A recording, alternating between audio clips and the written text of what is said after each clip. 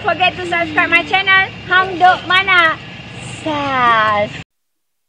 Assalamualaikum, selamat datang lagi ke channel Hang Duk Mana. Mari kita dengar Rafizi Ramli menjawab Syahidan Kasim di Parlimen hari ini. Sebelum tu saya baca sedikit dekat sini. Perbincangan kaedah penyasaran petrol dan diisi telah diadakan dalam Majlis Tindakan Ekonomi Negara M10. Kerajaan Malaysia juga akan mengawasi penyasaran semula subsidi sebagai inisiatif utama bagi memastikan keberkesanan pemberian bantuan dan menambah baik kedudukan fizikal negara. Okey, mari kita dengar Rafizi Ramli menjawab soalan daripada Syahidan Kasim. Okey, tuan-tuan. Dia akan kita komen macam biasa. Muhammad, oleh kerana Yang Berhormat dapat tanya soalan, saya nak tanya satu ya. Yang Berhormat. Tak, bukan. Saya tanya. Saya dah oleh tutup. kerana beberapa jawapan itu, oleh kerana beberapa jawapan yang dibagi Yang tidak Berhormat. memuatas hati, saya minta jawab betul itu ya. Baik. Boleh? Terima kasih. Minta Bagus. jawab betul. Contohnya tentang perangkaan daripada 300,000 kepada 18,000. Kalau tanya rakyat jelata, tiktoker saya dia kata tak puas hati jawapan itu. Kita nak tahu, kalau betul 300,000 tu masih ada, kita hanya nak pakai 18,000. Jadi bagaimana yang sedang diuruskan oleh ICU? Jadi tak payah jawab Muhammad, jawab tulis ya. Baik. Sebab Terima ICU kasih. sedang menguruskan dan bantuan masih diteruskan di atas angka 300,000. Baik. Sekarang ni kerajaan kata 18,000 saja. Jadi kita nak tanya supaya benda ini diperbetulkan. Itu ya. Dia jawab Baik. tulis, ya. Terima kasih. Saya ingat untuk mengelakkan saya menulis. Sebenarnya dua-dua angka tu betul lah tau. Itu yang saya sebut bahawa miskin tegar 0.2%, 18,000 isi rumah. Miskin mutlak 6%, 300,000. Jadi yang disebut menoktahkan kemiskinan ini ialah 18,000 miskin tegar. Yang ini yang dipertimbangkan untuk diberi bayaran terus supaya dia naik daripada 1,900 tu. Yang lain itu bantuan melalui JKM, bantuan-bantuan lain semua akan diteruskan kepada yang 300,000 itu. Dia pemahaman mengenai miskin tegar dan miskin mutlak. Terima kasih. Baik. Saya nak ingin sentuh Yang Berhormat duduk. Miskin Dah cukup. mutlak tak dapat bantuan kebajikan. Yang Berhormat, saya dah tutup yang benda ni. Ya, Baik. saya minta jawab tulis lah. Ya. Bertulis. Yang Berhormat dapat peluang, saya tak dapat luluskan. Yang Berhormat dah diberi saya ruang kalau jadi tadi. Yang Berhormat saya akan lulus untuk Yang Berhormat. Tapi Yang sekarang Berhormat ni, diberi ruang saya tadi. bukan untuk saya, untuk rakyat Malaysia. Menteri, jadi jelas penjelasan tersebut. Cuma saya nak dapat sedikit lagi perincian sama ada yang disebut oleh Yang Berhormat Menteri tadi berkaitan dengan komitmen sedia ada. Adakah ini bermakna tidak ada komitmen baru atau program baru oleh Teraju untuk tahun 2024? Itu satu. Yang kedua tadi berkaitan dengan yayasan peneraju yang pendidikan Bumiputera. Sama ada pertukaran masih disediakan untuk tujuan tersebut. Terima kasih. Soalan pertama tentang Teraju, ya akan ada program-program baru kerana kita perlu terima hakikat. Baki yang diperuntukkan daripada 3-4 tahun lepas ini ada sampai 600 juta tu, maksudnya program yang dibuatkan itu sama ada tidak ada sambutan ataupun tidak kena. Jadi kita perlu tambah baik. Dan saya yakin bila kita tambah baik dan selaraskan program-program itu, baru kita boleh lancarkan program yang baru dan kita akan menggunakan. Kalau ada keperluan untuk tambah, maka saya boleh bercakap dengan Perdana Menteri untuk tambah. Tapi untuk kita minta saja tanpa kita perbaiki keadaan itu, saya ingat kurang bertanggungjawab. Peruntukan untuk pemengkasaan Bumiputera dan peruntukan-peruntukan pendidikan di bawah Yayasan Peneraju berjalan seperti biasa dan yang itulah yang berada di bawah 00108 termasuklah program pembangunan sebanyak 300 juta program khas peruntukan kepada Bumiputera untuk tahun depan. Bezanya saya buat keputusan untuk diletakkan di peringkat kementerian terlebih dahulu sementara kita membangunkan plan baru tindakan Bumiputera. Kerana kerajaan sekarang sedang meneliti untuk menyelaraskan kembali pendekatan pelaksanaan program-program Bumiputera dan peruntukan itu berada di peringkat kementerian, tidak diberikan terus kepada sama ada Teraju ataupun Equinas dan yang lain. Baik, saya ada 5 minit untuk jawab. Saya perlu jawab mengenai kemiskinan. Kerana banyak yang ditanya mengenai kemiskinan. Ya. Pertama, soal perbezaan berapa sebenarnya jumlah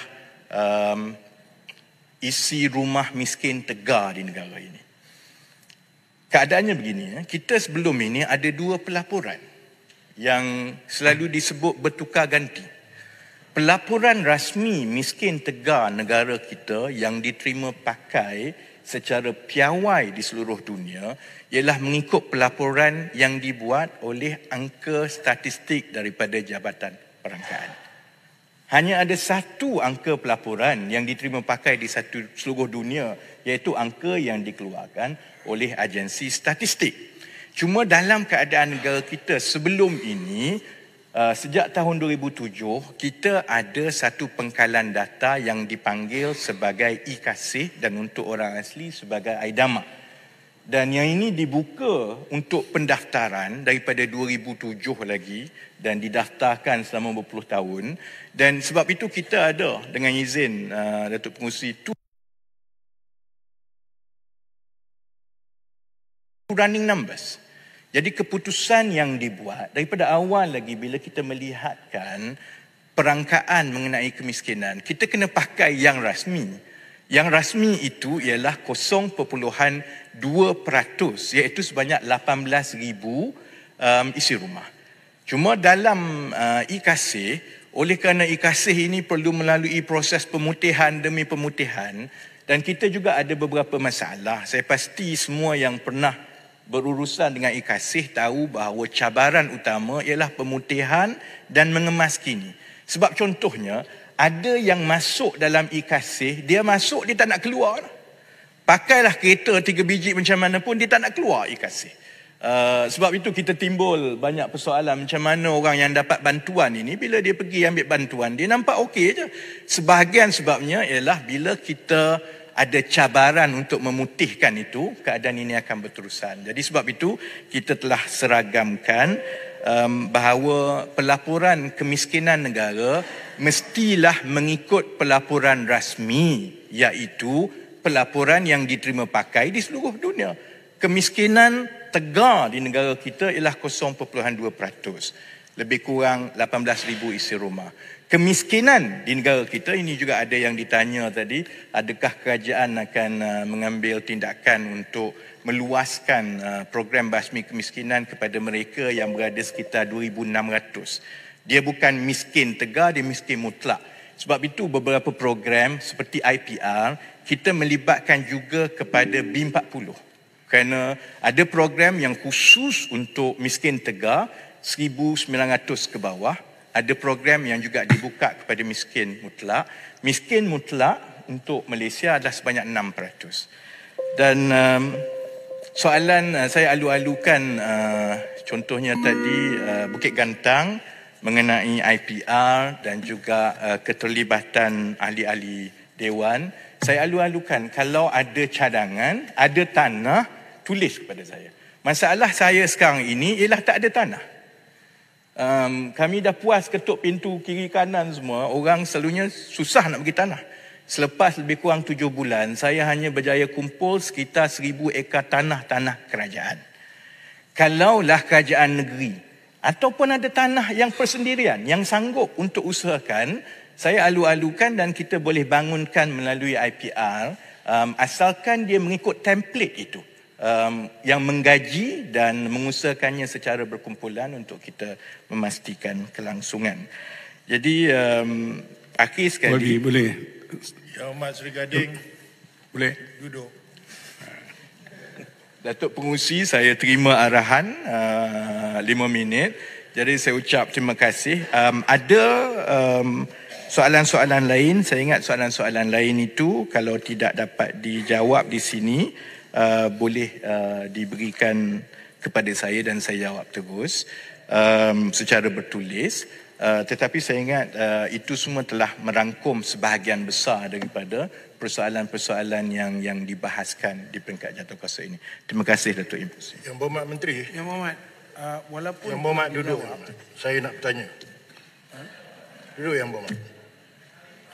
Yang Berhormat Menteri, KKDW ini bukan saya bertanya, Ahli Parlimen Cameron Highland. Yang KKDW ada mengangkat satu paper untuk pembinaan jalan Posen Road berharga lebih kurang 200 juta, 200 lebih juta pun dipertimbangkan berpasal. Kerana paling mustahak, saya rasa kertas tu dah sampai pada Yang Berhormat.